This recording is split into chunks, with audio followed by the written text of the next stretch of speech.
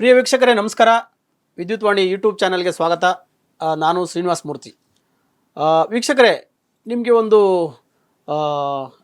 Electrical vehicle ಬಗ್ಗೆ ಒಂದು ಮಾಹಿತಿ ಕೊಡ್ತಾ ಇದ್ದೀನಿ. ಕಳೆದ ವಿಧಾನಸಭೆ ಅಧಿವೇಶನದಲ್ಲಿ ಒಂದು ವಿಧೇಯಕನ ಮಂಡನೆ ಮಾಡಿದ್ದಾರೆ. ಮೊದಲೆಲ್ಲ ಎಲೆಕ್ಟ್ರಿಕಲ್ ವೆಹಿಕಲ್ಗಳಿಗೆ ಸಬ್ಸಿಡಿ ಕೊಡುವಂಥ ಸರ್ಕಾರದ ಚಿಂತನೆಗಳಿತ್ತು. ಪರ್ಯಾಯ ಇಂಧನಗಳನ್ನು ಬೆಳೆಸಬೇಕು, ರಿನ್ಯೂವಬಲ್ ಎನರ್ಜಿ ಇದನ್ನೆಲ್ಲ ಮೂಲಗಳನ್ನ ಸಾಕಷ್ಟು ಸಕಾರಾತ್ಮಕವಾಗಿ ಬಳಸ್ಕೋಬೇಕು ಅಂತ ಮಾತಾಡ್ತಿದ್ದ ಸರ್ಕಾರಗಳು ದಿಢೀರ್ನೆ ವರಸೆನ ಬದಲಾಯಿಸಿದ್ದಾವೆ. ನಿನ್ನೆ ಒಂದು ವಿಧೇಯಕನ ಮಂಡನೆ ಮಾಡಿದ್ದಾರೆ. ಅದು ರಾಜ್ಯಪಾಲರ ಅಂಕಿತಕ್ಕೆ ಹೋಗಿದೆ. ಅವರ ಅಂಕಿತ ಆದರೆ ಅದು ಅಂಕಿತ ಒಂದು ಬಾಕಿ ಇದೆ. ಅದು ಆಗ್ತಿದ್ದಂಗೆ ಏಪ್ರಿಲ್ 1ರಿಂದಲೇ ಚಾಲು ಆಗುವ ಹಾಗೆ ಎಲೆಕ್ಟ್ರಿಕಲ್ ವೆಹಿಕಲ್ಗಳು, ವಿದ್ಯುತ್ ಚಾಲಿತ ವಾಹನಗಳು ಅಂದರೆ ಟೂ ವೀಲರ್ ಒಂದನ್ನು ಬಿಟ್ಟು ಮಿಕ್ಕ ಎಲ್ಲ ಕಾರ್ ಆಗ್ಬೋದು, ಜೀಪ್ ಆಗ್ಬೋದು, ಬಸ್ ಆಗ್ಬೋದು, ಬೇರೆ ಯಾವುದೇ ಯುಟಿಲಿಟಿ ವೆಹಿಕಲ್ ಆಗ್ಬೋದು, ಎಲ್ಲ ವಾಹನಗಳಿಗೂ ರೋಡ್ ಟ್ಯಾಕ್ಸನ್ನು ಹೆಚ್ಚು ಮಾಡ್ತಾ ಇದ್ದಾರೆ. ರೋಡ್ ಟ್ಯಾಕ್ಸನ್ನು ಇಲ್ಲಿವರೆಗೂ ಇರಲಿಲ್ಲ, ಅದನ್ನು ಶುರು ಮಾಡ್ತಾ ಇದ್ದಾರೆ. ಅದು ಹೇಗೆ?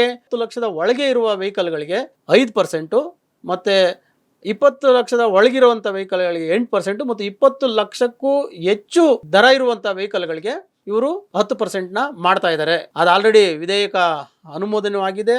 ರಾಜ್ಯಪಾಲರ ಅಂಕಿತ ಒಂದು ಬಾಕಿ ಇದೆ.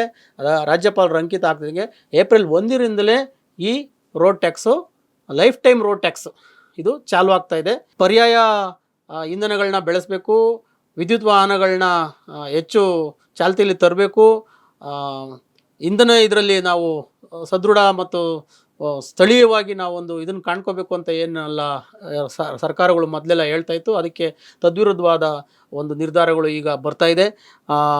ಮತ್ತು ರಾಜ್ಯದ ಹೊರಗಡೆ ನೋಂದಾಯಿಸಿ ರಾಜ್ಯದ ಒಳಗಡೆ ವಿತ್ ಪರ್ಮಿಷನ್ ನಡೀತಾ ಇರೋಂಥ ವೆಹಿಕಲ್ಗಳಿಗೂ ಇದು ಅಪ್ಲೈ ಆಗುತ್ತೆ. ಇದಿಷ್ಟು ವಿದ್ಯುತ್ವಾಣಿಗೆ ಸಂಬಂಧಪಟ್ಟಂಥ ಸುದ್ದಿ. ನಿಮ್ಮ ವೆಹಿಕಲ್ಗಳನ್ನ ಟ್ಯಾಕ್ಸ್ನ ನಿರ್ಧಾರದ ಮೇಲೆ ನೀವು ಗಮನ ಕೊಡಿ. ಟ್ಯಾಕ್ಸು ಯಾವುದನ್ನು ತಗೋಬೇಕು ಅನ್ನೋದ್ರ ಮೇಲೆ ಇದು ಟ್ಯಾಕ್ಸು ನಿಮ್ಮಲ್ಲಿ ನಿಂತಿರುತ್ತೆ. ವಿತಿನ್ 25 ಲ್ಯಾಕ ಅಥವಾ 10 ಲಕ್ಷದ ಒಳಗಡೆನ ಅದ್ರ ಮೇಲೆ ನಿಮಗೆ ಟ್ಯಾಕ್ಸು ಜಾಸ್ತಿ ಆಗುತ್ತೆ. ಇದಿಷ್ಟು ಸುದ್ದಿ ನಿಮಗೆ ನೋಡ್ತಾ ಇರಿ ನಿರಂತರವಾಗಿ ವಿದ್ಯುತ್ವಾಣಿ ಯೂಟ್ಯೂಬ್ ಚಾನಲ್. ಮತ್ತೊಂದು ಸುದ್ದಿ ಮತ್ತೊಮ್ಮೆ ಸಿಗೋಣ. ನಮಸ್ಕಾರ.